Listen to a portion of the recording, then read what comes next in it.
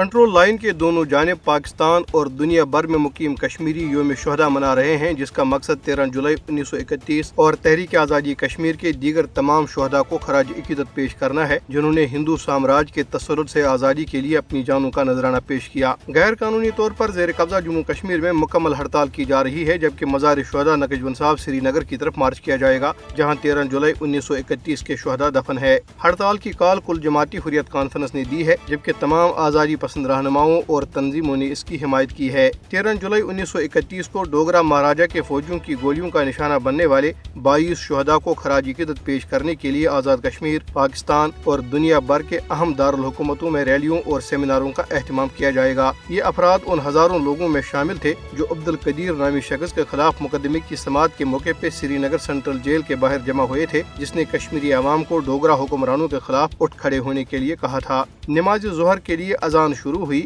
تو مہاراجہ کے فوجیوں نے یکے بعد دیگرے موذنوں کو گولیاں مار کر شہید کر دیا۔ یوں اذان مکمل ہونے تک 22 کشمیری اپنی جانوں کا نذرانہ پیش کر چکے تھے۔ کل جماعتی حریت کانفرنس کے غیر قانونی طور پر نظر بند چیئرمین مسرت عالم بٹ اور دیگر رہنماؤں بشمول شبیر احمد شاہ، نعیم احمد خان، سید بشیر اندرابی، فضل حق قریشی، خواجہ فردوس، یاسمین راجہ، فریدہ بہن جی، عبدالاحد پرہ، محمد یوسف نقاش، عبدالصمد انقلابی، دویندر سنگھ بہل اور محمد عاقب نے اپنے بیانات میں 13 جولائی 1931 کے شہداء کو شاندار خراج عقیدت پیش کیا ہے۔ حریت رہنماؤں نے شہداء کے مشن کو اس کے منطقی انجام تک پہنچانے کے کشمیریوں کے عزم کا اعادہ کیا۔ ادھر بھارتی پولیس نے ضلع بڈگام کے علاقے کاگ میں محاصرے اور تلاشی کی کارروائی کے دوران 5 بے گناہ کشمیری نوجوانوں کو گرفتار کر لیا۔ گرفتار کیے گئے نوجوانوں میں رؤوف احمد وانی، ہلال احمد ملک، توفیق احمد ڈار، دانش احمد ڈار اور شوکت علی ڈار شامل ہیں۔ پیپلز ڈیموکریٹک پارٹی کی سربراہ محبوبہ مفتی نے سری نگر میں میڈیا سے گفتگو کرتے ہوئے کہا ہے کہ بھارتیہ جنتا پارٹی کی زیر قیادت بھارتی حکومت